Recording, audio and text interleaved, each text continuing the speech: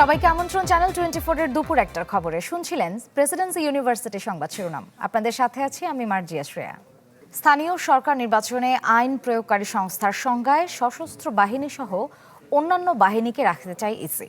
এ নিয়ে প্রধান নির্বাচন কমিশনারের নেতৃত্বে অনুষ্ঠিত হচ্ছে কমিশন সভা। এছাড়া এমপিওভুক্ত শিক্ষা প্রতিষ্ঠানের শিক্ষক কর্মকর্তারা নির্বাচনে প্রার্থী হতে পারবেন না এমন বিধানও প্রস্তাব করছে কমিশন।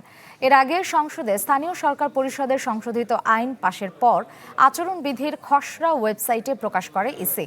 অংশীজনদের মতামত আলোচনা করে ইউনিয়ন পরিষদ নির্বাচনের আচরণ বিধিমালা চূড়ান্ত করতে যাচ্ছে কমিশন।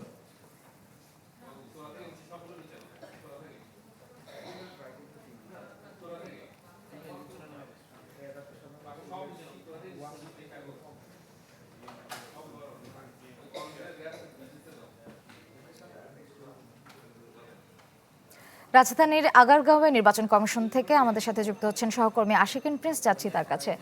প্রিন্স, নির্বাচনের এই সভায় কি সিদ্ধান্ত এলো? শ্রেয়া, বৈঠকটি যেটি শুরু হয়েছে সকাল 11টায়, সেই বৈঠকটি এখনও চলছে এবং এটি নির্বাচন কমিশনের 12তম সভা। এই নির্বাচনের এই সভার যে এজেন্ডা রয়েছে সেটি দুটি বিষয় উল্লেখ রয়েছে। একটি হচ্ছে স্থানীয় সরকার নির্বাচনের যে আইনগুলো রয়েছে সেই আইনগুলো পর্যালোচনা করা এবং একই সাথে ইউনিয়ন পরিষদ নির্বাচন সংক্রান্ত যে আচরণ বিধিমালা রয়েছে সেটি চূড়ান্তকরণ। আপনাকে জানিয়ে রাখি যে ত্রয়োদশ জাতীয় সংসদ নির্বাচনের পর এখন সবার আগ্রহ স্থানীয় সরকার নির্বাচন নিয়ে। যদিও এই নির্বাচনটি কবে হবে তার দিনক্ষণ এখনও ঠিক হয়নি। অক্টোবরকে সামনে রেখে এই নির্বাচন কমিশনের পক্ষ থেকে প্রয়োজনীয় সব প্রস্তুতি সম্পন্ন করা হচ্ছে।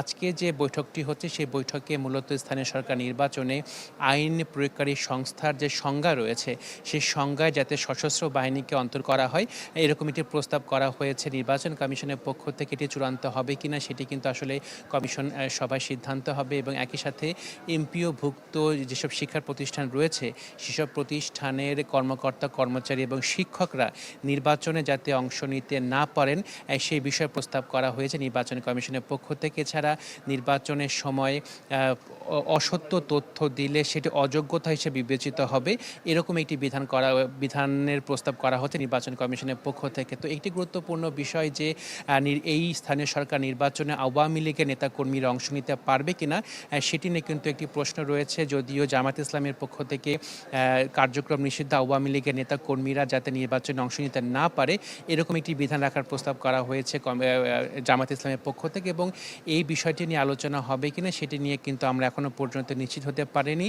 বৈঠকটি চলছে। বৈঠকের পরে কি সিদ্ধান্ত আসলে সেটি জানা মাত্র আমরা আপনাদের জানিয়ে দেব। শ্রেয়া, ধন্যবাদ প্রিন্স। দর্শক, সরাসরি যুক্ত ছিলাম আগারগাঁও নির্বাচন কমিশন ভবনে। 2027 সালের হজ প্যাকেজ ঘোষণা করেছে সরকার। সচিবালয়ের সংবাদ সম্মেলনে এই প্যাকেজ ঘোষণা করেন ধর্মমন্ত্রী কাজী শাহ মোফাজ্জল হোসেন কায়কোবাদ। জানান, সরকারি ব্যবস্থাপনায় প্রথম প্যাকেজে 6,15,000 টাকা এবং দ্বিতীয় প্যাকেজে 5,05,000 টাকা খরচ হবে। অন্যদিকে বেসরকারি ব্যবস্থাপনায় হজ পালনের ন্যূনতম ব্যয় ধরা হয়েছে 5,13,000 টাকা। ধর্মমন্ত্রী জানান, হজযাত্রীদের আর্থিক চাপ কমাতে চলতি বছরের তুলনায় বিমান ভাড়া 37,000 টাকা কমিয়ে 1,30,000 টাকা নির্ধারণ করা হয়েছে। এতে সামগ্রিক হজ ব্যয়ও আগের বছরের তুলনায় কমেছে। 2027 সালের হজের নিবন্ধন চলবে 24 সেপ্টেম্বর পর্যন্ত। হজযাত্রীদের বহনকারী প্রথম ফ্লাইট শুরু হবে আগামী বছরের 8 এপ্রিল থেকে।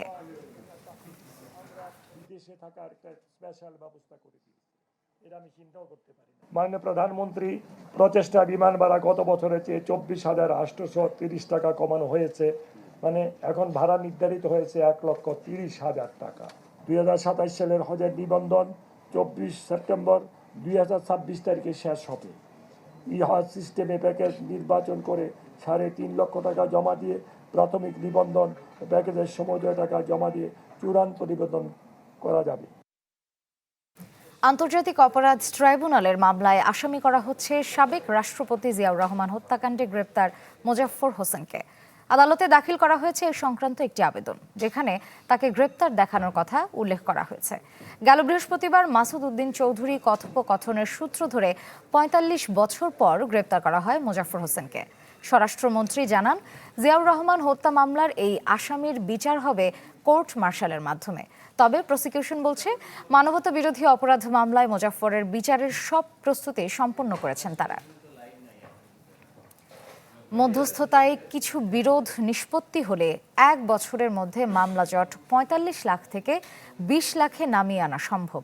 সচিবালয়ে মন্তব্য করেছেন আইনমন্ত্রী মোহাম্মদ আসাদুজ্জামান। বলেন, বর্তমানে মামলা দায়েরের আগে বাধ্যতামূলক মধ্যস্থতা কার্যক্রম ৩০ জেলায় চলমান। পর্যায়ক্রমে দেশের সব জেলায় এ ব্যবস্থা চালু করা হবে।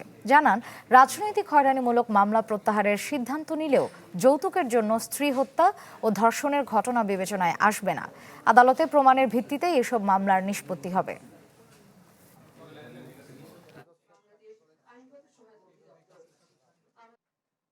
এটা হলো জুলাই মাসের শেষ মামলার সাথে শুধুমাত্র রাজনৈতিকভাবে তাকে সম্পৃক্ত করা হয়েছে, এই জিনিসটা এস্টাবলিশ করার জন্য তাকে প্রমাণ দিতে হবে।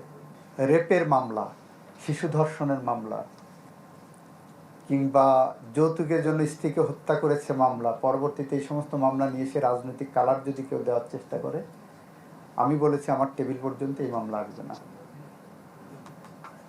কাম হোয়াট মে, পলিটিক্যাল ফ্লেভার যতই থাক না কেন, রেপের মামলা তাকে আদালতের মাধ্যমে নির্দোষ প্রমাণ করতে হবে।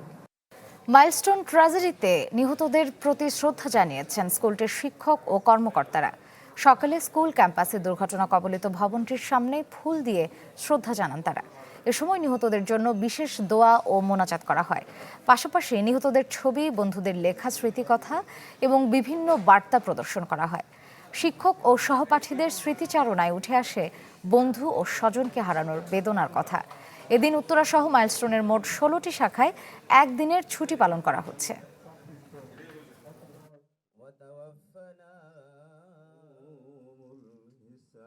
মাহারিন চৌধুরী মিস, উনি ভিতর থেকে এই বাচ্চাগুলোকে পুশ করে বের করে দিয়েছে। যদিও ওই সময় আমি জানতাম না যে তার নিজের গায়েই, সারা গায়ে আগুন ছিল। এমন পরিস্থিতি যে ওদেরকে আমরা দেখতেছি, আমাদের চোখের সামনে ওরা আগুনে দগ্ধ হয়ে যাচ্ছে, কিন্তু আমরা কিছু করতে পারতেছি না। আমরা পুরোপুরি ট্রমাটাইজ হয়ে গেছি, তো ওদেরকে ভোলার মতো আসলে আমাদের যাবে না, কখনোই না। যারা ওইখানে ছিল প্রেজেন্ট, ওরা তো আর এই জিনিসটা ভুলেও দ্বিতীয়বার মনে করতে চাইবে না যে আসলে ওইটা কতটা বিভীষিকাময় ছিল। মাইলস্টোন ট্র্যাজেডিতে পুরো দেশের বিবেক কেঁপে উঠলেও টনক নড়েনি প্রতিষ্ঠানটির কর্তৃপক্ষের। বরং সেখানে শুরু হয়েছে 2টি ভবন নির্মাণের কাজ। তাদের দাবি, একটির অনুমতি আগে নেওয়া ছিল, নতুনটির আবেদন করা হয়েছে চলতি মাসের 6 তারিখে।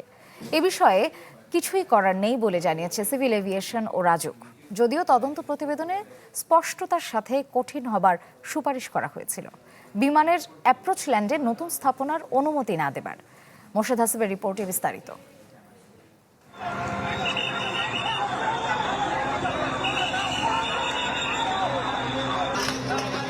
স্কুলের ছুটির ঘন্টা বাজার একটু আগেই জীবন থেকে ছুটি হয় তাদের। আমি বলছিলাম, আমি মা, আমারে কেউ ঢুকতে দাও, আমি আমার বাচ্চারা এখান থেকে বের করে নিয়ে আসবো যে কোনো মূল্যে।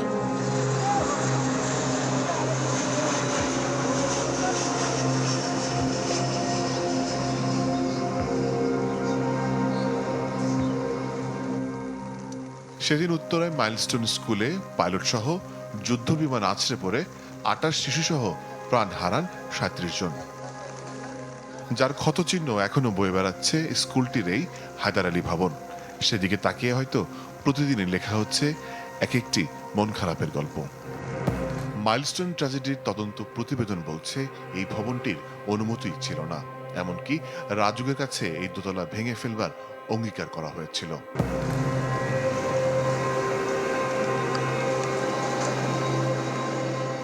দেশ কাঁপানো সেই ঘটনার পর নতুন একটি 7তলা ভবন নির্মাণ শুরু করেছে মাইলস্টোন কর্তৃপক্ষ। এছাড়াও চলছে আরও একটি নির্মাণের প্রস্তুতি। প্রতিষ্ঠানটির দাবি, ভবন নির্মাণে অনুমোদন আছে সব কর্তৃপক্ষেরই। 2 বছর আগে এটা প্ল্যান পাস হয়েছে, সেটা কাজ চলতেছে। এখানে যে আপনি যে কথাটা বললেন যে এখানে শিক্ষা প্রতিষ্ঠান থাকবে না, এরকম কোনো ইনস্ট্রাকশন আমরা পাইনি। এখানে ভবন হবে কি হবে না, এটা খুবই একটা অবান্তর প্রশ্ন, কারণ এটা একেবারেই বেবিচকের অনুমোদিত এরিয়া, এখানটা আবাসিক এরিয়া। এবং আমাদের ভবনের বাইরে আপনি যেখানে তাকান দেখবেন 11-12 তলা অসংখ্য ভবন, আমাদের পরেই, তার চাইতে আমাদের ভবন খুব নিচু। বিমানবন্দরের আশেপাশে 15 কিলোমিটার এলাকা জুড়ে কোন ভবনের কত উচ্চতা হবে তা দেখভালের দায়িত্ব সিভিল এভিয়েশন কর্তৃপক্ষের। সেই অনুমতিপত্র সহ যে কোনো নির্মাতা প্রতিষ্ঠান বা ব্যক্তিকে এরপর আবেদন করতে হয় রাজুকে। মাইলস্টোনের দুর্ঘটনার পর যে তদন্ত কমিশন গঠন করা হয় সেখানে স্পষ্ট করে বলা হয়েছিল বিমানের অ্যাপ্রোচ ল্যান্ডে নতুন স্থাপনা, যেমন শিক্ষা প্রতিষ্ঠান, হাসপাতাল সহ জনসমাগম হয় এমন কোনো স্থাপনা নতুন করে যেন নির্মাণের অনুমতি না পায়, বরং দীর্ঘমেয়াদী পরিকল্পনার মাধ্যমে প্রতিষ্ঠানগুলো আস্তে আস্তে সরিয়ে নেওয়া হয়। সারা দেশের সবগুলো বিমানবন্দরে অ্যাপ্রোচ সার্ফেস অন্তর্ভুক্ত এলাকা এই নিয়ম কঠোরতার সাথে যেন মেনে চলে সেই পরামর্শ দেওয়া হয়। মাইলস্টোনের ঘটনায় 37টি প্রাণ ঝরে যায়। তারপরে তৈরি করা তদন্ত কমিটি যে সুপারিশ দিয়েছিল সেখানে বলা হয়েছিল আন্তর্জাতিক বিধি অনুযায়ী বিমান চলাচলের পথ যেন শূন্য রাখা হয়। ওনারা একটা 2022 সালে অনুমোদন নিয়েছিল একটা বিল্ডিংয়ের জনসমাগমের ব্যাপারটা, এটা একটা মাস্টার প্ল্যানের ব্যাপার। হ্যাঁ, ওইখানে ওই স্কুলটা হবে কি হবে না বা এয়ারপোর্ট এখানে থাকবে কি থাকবে না, এটা একটা বৃহৎ মাস্টার প্ল্যানের ব্যাপার এবং একটা উচ্চ পর্যায়ের সিদ্ধান্ত প্রয়োজন। হ্যাঁ, তো এখন কর্তৃপক্ষ বা সরকার যখন যেটা সিদ্ধান্ত দেয় সেটা করা হচ্ছে। যে কোনো একটা লোকেশনে ভবন বা স্থাপনা উচ্চতা কতটুকু সেটুকু আমার হচ্ছে দেওয়ার এখতিয়ার, মানে প্রাপ্য উচ্চতাটা। কী ধরনের ভবন সেখানে হবে বা কোন ক্যাটাগরির ভবন হবে, কোন ক্লাসিফিকেশনের হবে, সেটা অ্যাকচুয়ালি মানে জাজ করার বা সেটার ব্যাপারে সিদ্ধান্ত দেওয়ার আমার এখতিয়ার নেই। উভয়েরই দাবি উত্তর এলাকায় অন্তত শতাধিক ভবন নিয়ম ভঙ্গ করে গড়ে উঠেছে, ফলে দুর্ঘটনার সম্ভাবনা রয়েছে যথেষ্ট। একটা রিকমেন্ডেশন আছে এরকম অ্যানেক্স 14-এ আইকাউ, সেখানে বলেছে যে বিমানবন্দরের অতি সন্নিকটে আমার কিছু কিছু স্থাপনা যেগুলি হচ্ছে সেন্সিটিভ টু সাউন্ড বা নয়েজ, এ ধরনের স্থাপনা অ্যাভয়েড করা দরকার। না, শুধু মাইলস্টোন না, আমরা উত্তরা ইন্সপেকশন আরও কিছু বিল্ডিংকে পাইছি যারা হচ্ছে যে হাইট ব্যত্যয় করে করছে, সেসব বিষয়ে আমরা যে বললাম যে আমরা মোবাইল কোর্ট করতেছি নিয়মিত পর্যায়ে। তদন্ত প্রতিবেদনে 30টি সুপারিশের অন্যতম বাংলাদেশ বিমান বাহিনীর সামরিক প্রশিক্ষণ কার্যক্রম নির্বিঘ্নে পরিচালনার জন্য ঢাকার বাইরে নিয়ে যাওয়ার কথা বলা হয়। আমি 2010 সালে যখন এই বিশেষজ্ঞের মতে ভয়াবহ এমন দুর্ঘটনার পর মাইলস্টোন কর্তৃপক্ষকে নতুন ভবন নির্মাণের অনুমতি দেওয়া অনুচিত। সাথে ওই ট্র্যাজেডির তদন্ত রিপোর্ট প্রকাশের দাবিও জানান তিনি। অ্যাপ্রোচ পাথের এবং টেক আপ পাথের নিচে যে জায়গাটা, অন্তত ওইটুক জায়গায় যেন এই ধরনের, যেখানে অনেক মানুষের সমাগম থাকতে পারে, এই ধরনের স্থাপনা থেকে যেন নিরুৎসাহিত করা হয়। কিছু কিছু যদি সংবেদনশীল কিছু থেকে থাকে সেটা বাদ দিয়ে যেটা জনস্বার্থে যে অংশটা, সেটা আমার মনে হয় তারা উচিত ছিল পাবলিক করা। হযরত শাহজালাল আন্তর্জাতিক বিমানবন্দর কর্তৃপক্ষের তথ্য অনুযায়ী দৈনিক গড়ে 180 থেকে 190টির মতো ফ্লাইট ওঠানামা করে, যার সিংহভাগের চলাচলের প্রধান পথের ঠিক নিচেই milestone school and college. Morshed Hasib, channel 24, Dhaka.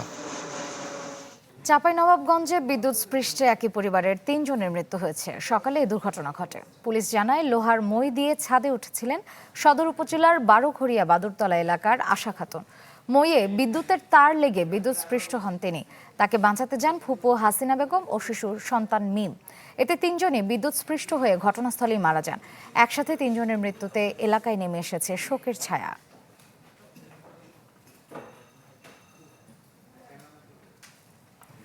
Rajshahi বিশ্ববিদ্যালয়ের এক শিক্ষার্থীকে মারধরের অভিযোগে পদ্মা এক্সপ্রেসের টিকিট পরিদর্শক সুমনকে বহিষ্কার করা হয়েছে। এর আগে সকালে বিশ্ববিদ্যালয়ের চারুকলা অনুষদ সংলগ্ন রেললাইনে অবস্থান নিয়ে অবরোধ শুরু করেন শিক্ষার্থীরা। তাদের অভিযোগ, পদ্মা এক্সপ্রেসের ভ্রমণের সময় অভিযুক্ত টিটিই সুমন সরকারি রসিদ না দিয়ে অসাধু উপায়ে যাত্রীদের কাছ থেকে টাকা নিচ্ছিলেন। রাজশাহী বিশ্ববিদ্যালয়ের এক শিক্ষার্থী বাধা দেয় ক্ষিপ্ত হয়ে তাকে মারধর করে ওই টিটিই। প্রতিবাদে রেলপথ অবরোধ করে অবস্থান নেন শিক্ষার্থীরা। দর্শক, বিরতিতে যাওয়ার আগে আমরা জানাচ্ছিলাম নদী ভাঙনের খবর। এ ব্যাপারে আরও জানাতে আমাদের সাথে কুড়িগ্রাম থেকে যোগ দিচ্ছেন সহকর্মী গোলাম মাওলা সিরাজ। তার কাছ থেকে জানবো বিস্তারিত। সিরাজ, আমাদেরকে জানাবেন নদী ভাঙনের কি পরিস্থিতি এবং এতে ক্ষতিগ্রস্ত পরিবারগুলো এখন কিভাবে দিন কাটাচ্ছে?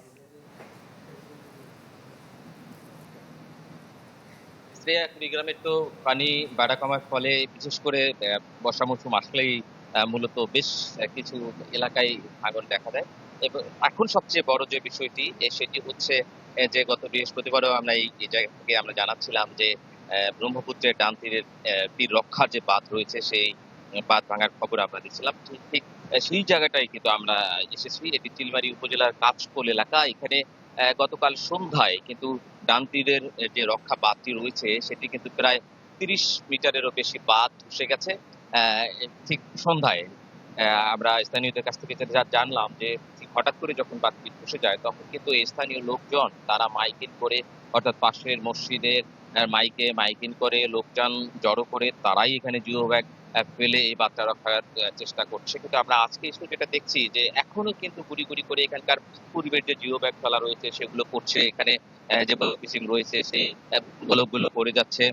তো এই জায়গাটা কিন্তু আসলে এত বেশি হুমকিতে পড়েছে যেটা আসলে এখানকার মানুষ শঙ্কায় দিনাতিপাত করছে। কারণ এই বাঁধটি যদি ভেঙে যায়, একে তো নদী ভাঙনটা বাড়বে, অন্যদিকে এই বাঁধে কিন্তু প্রায় হাজারো মানুষ তারা কিন্তু বিভিন্ন জায়গা থেকে এসে এখানে বাড়িঘর করে তারা বসবাস করছে। সেই মানুষগুলো বাস্তুহারা হয়ে যাবে এবং এই বাঁধের পিছনে অর্থাৎ পশ্চিমে কিন্তু হাজার হাজার হেক্টর জমি রয়েছে, আবাদি জমি, সেই জমিগুলো কিন্তু অনাবাদি হওয়ার একটা শঙ্কা রয়েছে। সবচেয়ে বড় যে বিষয়টি যে চলতি যে মাস রয়েছে, চলতি মাসে ৩টি জায়গায় প্রায় 200 মিটারের বেশি কিন্তু এই বাঁধটি ভেঙেছে। এর মধ্যে গত বৃহস্পতিবারও 60 মিটার বাঁধ ভেঙেছে ঠিক এই জায়গা থেকে কয়েক গজ ভাটিতে। সবকিছু মিলে এখানকার মানুষরা কিন্তু শঙ্কায় দিন পার করছেন। যদিও পাউবা আমাদের যেটা জানিয়েছে যে এই ভাঙন রোধের জন্য ইতিমধ্যে প্রায় 12,000 জিও ব্যাগ তারা বরাদ্দ দিয়েছে। আমরা আজ পর্যন্ত 7,500 জিও ব্যাগ তারা এখানে ফেলতে পেরেছে। যদিও এই জিও ব্যাগ দিয়ে আসলে এখানে খুব একটা কাজে আসতেছে না, যেটা বলছে। ধন্যবাদ সিরাজ। দর্শক, নদী ভাঙনের খবর জানতে আমরা সরাসরি যুক্ত ছিলাম কুড়িগ্রামে। চট্টগ্রাম বোর্ডে এইচএসসি পরীক্ষার সময়সূচি নিয়ে গুজব ছড়ানো হচ্ছে বলে দাবি করেছে আন্তঃশিক্ষা বোর্ড পরীক্ষা নিয়ন্ত্রক কমিটি। সকালে এক গণবিজ্ঞপ্তিতে এ তথ্য জানানো হয় বোর্ড থেকে। আন্তঃশিক্ষা বোর্ড পরীক্ষা নিয়ন্ত্রক কমিটির আহ্বায়ক অধ্যাপক জেসমিন তাসলিমা বানু স্বাক্ষরিত এক গণবিজ্ঞপ্তিতে বলা হয়, সামাজিক যোগাযোগ মাধ্যমে 27 জুলাই থেকে পূর্ব নির্ধারিত সময়সূচি অনুযায়ী পরীক্ষা যথারীতি অনুষ্ঠিত হবে মর্মে বিভ্রান্তিকর বিজ্ঞপ্তি প্রচার করা হচ্ছে, যা সম্পূর্ণ অসত্য ও উদ্দেশ্য প্রণোদিত। এ ধরনের বিজ্ঞপ্তি শিক্ষা বোর্ড বা সংশ্লিষ্ট কোনো পক্ষ থেকে দেয়া হয়নি। তাই সামাজিক যোগাযোগ মাধ্যমের প্রচারিত কোনো বিজ্ঞপ্তি বিশ্বাস না করে বোর্ডের অফিসিয়াল ওয়েবসাইট দেখার আহ্বান জানানো হয় বিজ্ঞপ্তিতে। আন্তর্জাতিক প্রসঙ্গ। প্রবল বৃষ্টি, কড়া নিরাপত্তা ও পুলিশ অভিযানের মধ্যেও দিল্লির যন্তর মন্তরে আন্দোলন অব্যাহত রেখেছেন ককরোচ জনতা পার্টির বিক্ষোভকারীরা।